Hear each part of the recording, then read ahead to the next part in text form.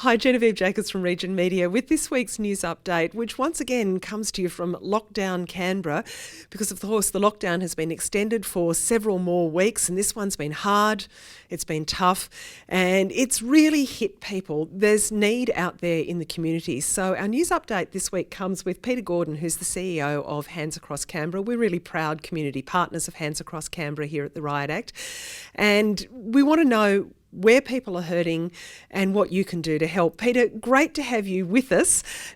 This one's been tough because this time we've really got COVID out there in the community. It's real and it's frightening. Where are you seeing the need? Genevieve, it's really remarkable the difference between this period of the COVID experience compared to this time last year, where there was a lot of uncertainty and fear in the community about what the impact was. And so at this stage last year, we worked with community organisations to essentially get them ready to deliver their services remotely. They weren't allowed to send their clients out and whatever. So a lot of technology, a lot of business reform went on last year. This year, it's remarkably different. That what we're finding this year in this particular lockdown is that the needs are much more personal. Organisations are desperate for food relief. We've got migrants and refugee families who can't pay the rent. We've got organisations like Home in Queanbeyan, which do amazing work for the residents of that particular place. Their whole food and cooking services have been completely disrupted. So therefore, we have to find ways of still allowing those organisations to do what they do and to thrive. But we've had to find other resources to let them find different ways of accessing food and cooking and all that sort of stuff. So it's a very, very much more sort of almost like home-based the challenges are now, where people are at home, they're stuck at home, that sometimes they can't go out to work and do their normal jobs, so therefore they can't earn their money. So there's a very, very real impact that's being felt across many, many thousands of Canberra families at this stage. Yeah, and I think, as you say, this one is really tough because people who are the most vulnerable are the very people who can't go out to work. They're often in risky employment or in casual employment, and those are the very things that are hit really hard by these lockdowns. Now, Hands Across Canberra's role is to kind of step up for lots and lots of smaller charities and organisations to say, look, we'll take the forefront of the fundraising so you can get on with doing the emergency work you need to do. So how has Hands Across Canberra responded? What we've done, Genevieve, is that we've just this week announced a grant round, an easy access grant round of relatively small grants up to $10,000 for organisations that do need to provide direct relief. And that could be in the mental illness space, and that could be in the food provision and home pantries. The network of food pantries in Gungahlin, an organisation that we're really happy to be supporting, because they're real people in the suburbs and they know where the people that are struggling are, and you can access that sort of support, direct support in your own suburb. So there's a couple of Aboriginal organisations where they're providing services to families. And even though that's sort of their job, the amount of demand that's generating in this particular COVID lockdown has just been remarkable. And so we've had to raise money. We've had to raise money to get it out to those community organisations pretty efficiently. And we'll be making an announcement about that tomorrow. Okay, so we've got $100,000 worth of grants going out right now for up to $10,000 each. It's pretty straightforward to apply. What do people need to know? handscrosscanberra.org.au. The information's all there on our website.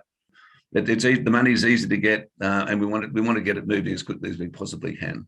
So you'll see handsacrosscanberra.org.au and go straight there to donate. I just wanted to also flag the Super Hands initiative, and this is a terrific one through super barns, supermarkets, and it probably illustrates a lot about the generosity of ordinary Canberra businesses. Tell us about Super Hands. We want everybody in Canberra to think about doing something good. We've got to go to the shops. We have to buy stuff. A lot of people buy stuff with Superbarn, and the conversation between the need that we're representing, the 300 charities and the organisations that we're just talking about, and a large commercial business which always has to keep operating because we can't survive without the essentials of life.